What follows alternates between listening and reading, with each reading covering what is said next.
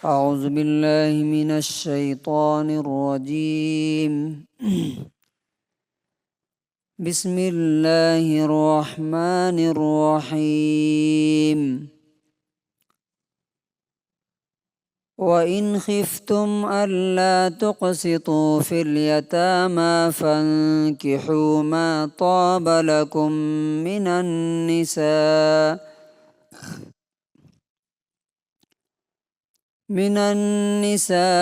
مثنى وثلاث ورباع فإن خفتم ألا تعدلوا فواحدة أو ما ملكت أيمانكم ذلك أدنى ألا تعولوا۔ سورہ نساء سورہ نمبر 4 آیت نمبر 3۔ آج کی جو آیت ہے یہ بہت ہی کریٹیکل ہے۔ کس معنی میں؟ اس کو لے کر کے اسلام کے دشمن اسلام کا مذاق اڑاتے ہیں۔ دیکھو اسلام 4 شادیوں کی حکم دیتا ہے۔ اس آیت کی حقیقت کیا ہے؟ کیا ہے ریئلٹی؟ انشاءاللہ آج ہم جانیں گے۔ پولیگیمی کیا ہوتی ہے، اور جو لوگ آبجیکشن کرتے ہیں اسلام پر، ان کے ہاں کتنی شادیاں ہیں۔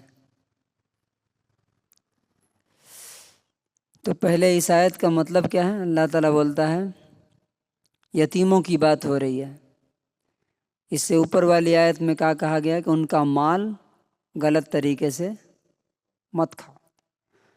تو گویا کہ یتیموں کے رائٹس کا پروٹیکشن اللہ تعالیٰ کر رہا ہے۔ اب اسی سلسلے میں دوسری بات کہہ رہا ہے وَإِنْ خِفْتُمْ، اگر تم کو ڈر ہو، اللہ تقسطوا فی الیتامیٰ، کہ تم یتیم لڑکیوں کے بارے میں انصاف نہیں کر سکو گے، تو فانکحوا، نکاح کر لو، شادی کر لو، ما طاب لکم من النساء، جو عورتیں تمہیں پسند ہوں۔ کتنی؟ 2 مثنی و ثلاث 3 و رباع 4۔ فَإِنْ خِفْتُمْ أَلَّا تَعْدِلُوا، لیکن اگر تمہیں یہ ڈر ہو کہ 2 3 4 کے ساتھ انصاف نہیں کر سکو گے، تو فواحدتاً، سنگل، ایک ہی،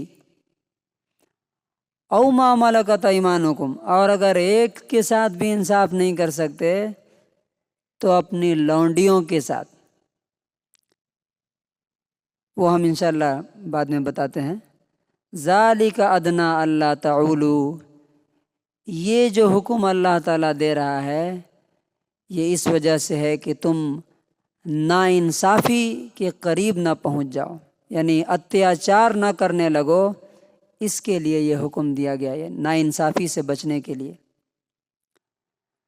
And if you fear that you will not deal justly with the orphan girls, then marry those that please you of other women, 2 or 3 or 4. And if you fear that you will not be just, then marry only one, or those that your right hands possess. That is more suitable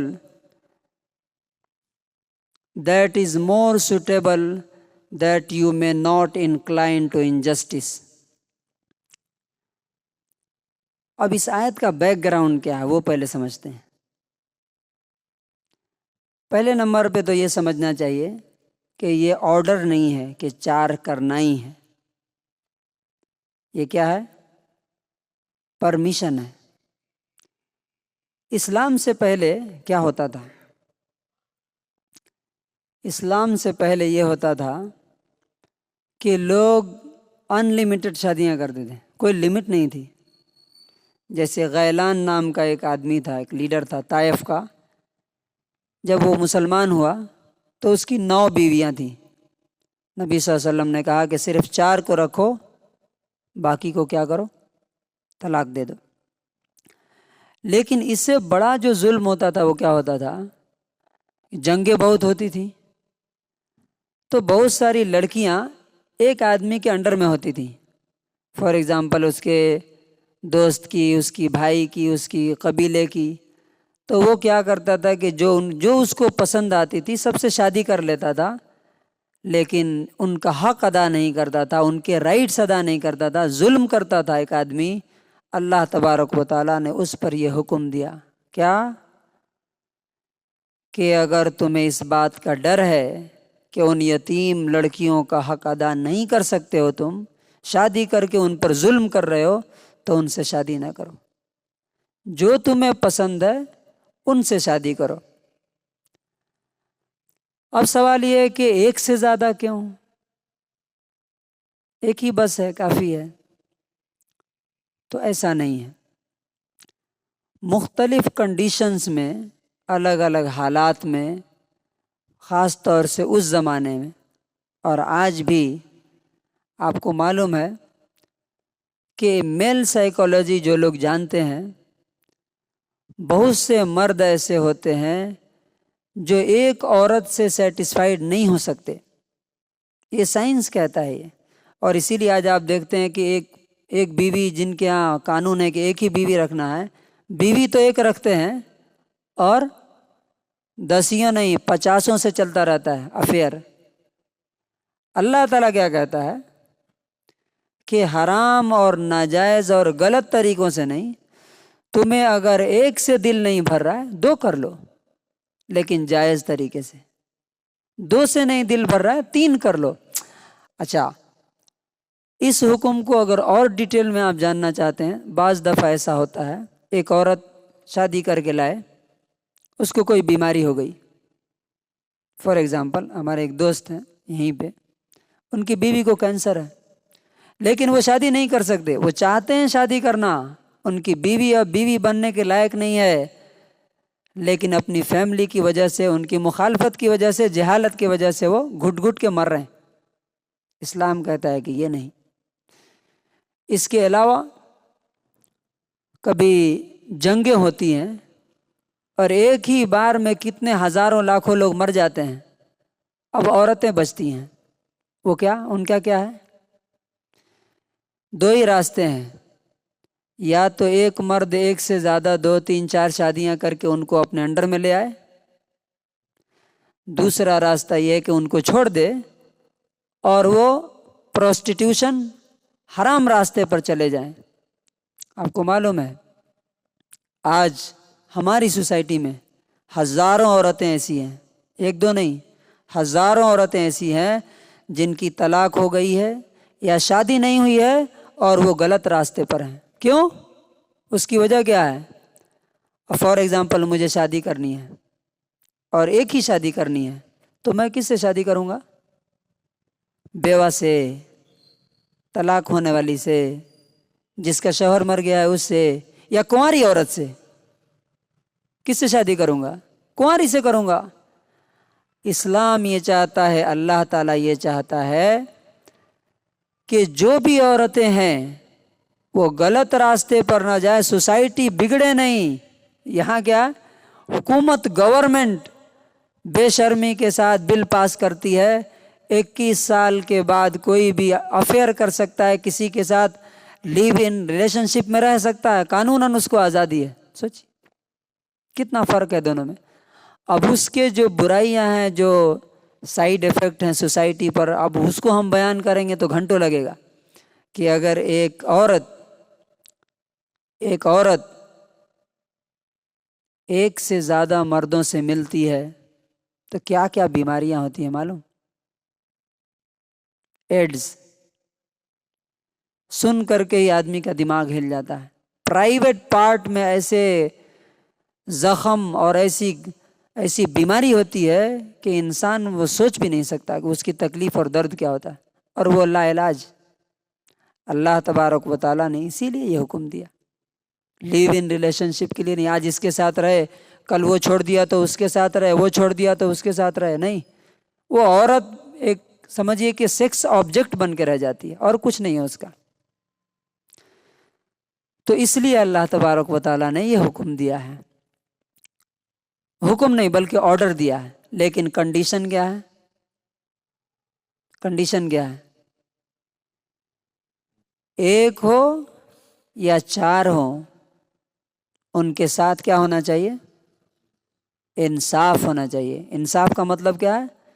سب سے پہلے relation شپ میں انصاف ہونا چاہیے، سب کے ساتھ برابر رہا جائے۔ نبی صلی اللہ علیہ وسلم کی بیویاں تھیں، سب کی باریاں تھیں، آج کسی کی، دوسرے دن کسی کی، تیسرے دن کسی کی، یہ نہیں کہ شادی کر لیا اور ان کو چھوڑ دیا۔ ان کا جسمانی حق بھی ہے، سیکشول رائٹ ہے، وہ پورا ہونا۔ نمبر 2 کھانے پینے کا جو حق ہے وہ پورا ہونا۔ نمبر 3 رہنے سہنے کا۔ یہ سب پورے ہوتے ہیں تب انسان ایک سے زیادہ کر سکتا ہے، اور اگر نہیں حق ادا کرتا ہے تو ایک بھی نہیں کرنا۔ یہاں کہہ رہا ہے نا اللہ تعالیٰ، ایک بھی نہیں کرنا۔ اس ٹائم کیا لونڈیاں تھیں۔ لونڈیاں کیا؟ جنگ میں جو عورتیں جن کے شوہر مارے جاتے تھے ان کو جیتنے والی قوم لے کر کے آتی تھی، جیتنے والے لوگ لے کے آتے تھے، ان کو تقسیم کر لیتے تھے، ان کا کوئی سہارا نہیں ہوتا تھا، ان سے بغیر نکاح کے ریلیشن شپ جائز تھا، تو ان کو لونڈیاں کہتے ہیں۔ اللہ تبارک و تعالیٰ کیا کہتا ہے؟ اگر حق ادا نہیں کر سکتے ہو تو ایک بھی بیوی نہیں انہی لونڈیوں سے۔ تو آج تو لونڈیاں نہیں ہے تو ایک پر ہی اکتفا کرنا ہے۔ اور اگر کسی کو معلوم ہے، کسی آدمی کو یہ معلوم ہے کہ میں بیوی کے لائق نہیں ہوں تو اسے ایک بھی نہیں کرنا چاہیے۔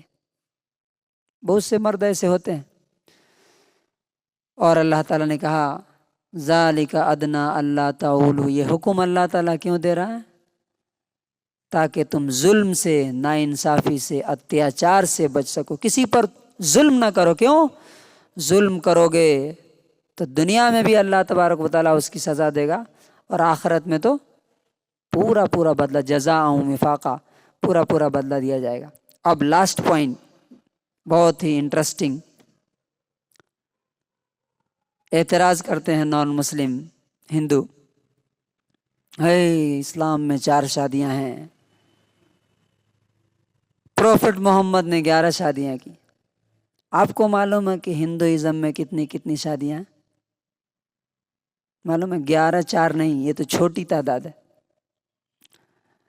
رام کے باپ کا نام کیا تھا؟ فادر کا؟ دشرتھ۔ دشرتھ کی کتنی بیویاں تھیں معلوم نہیں ہے؟ 20، 30، 50، 100؟ کم ہے یہ تعداد، 350۔ کتنی؟ 350۔ اور میں کہاں سے بول رہا ہوں؟ Valmiki Ramayan, Ayodhya Kand, chapter number 34، verse number 10 to 13۔ 350 بیویاں تھیں۔ اسلام کیا کہتا ہے؟ میکسیمم 4،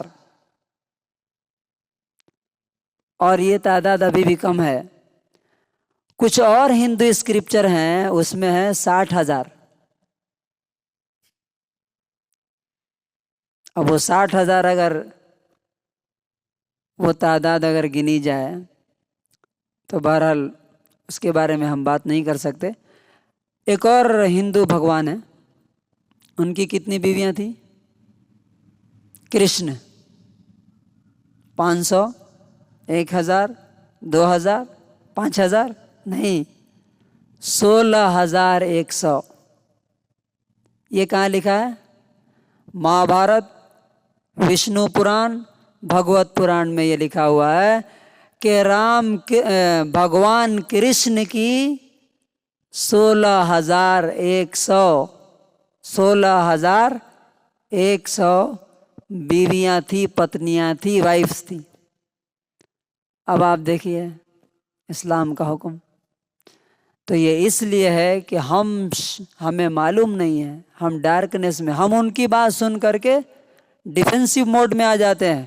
علم ہوگا، نالج ہوگا تو آفینسو موڈ میں آدمی رہے گا کہ بھائی اللہ تعالیٰ نے جو کچھ بھی بولا ہے بالکل حق ہے۔ بہت سے مسلمان بھی اس پر اعتراض کر دیتے ہیں، مذاق اڑاتے ہیں، یہ سراسر کفر ہے۔ اللہ کے کسی حکم کا اگر مذاق اڑا دیا تو یہ کفر ہے۔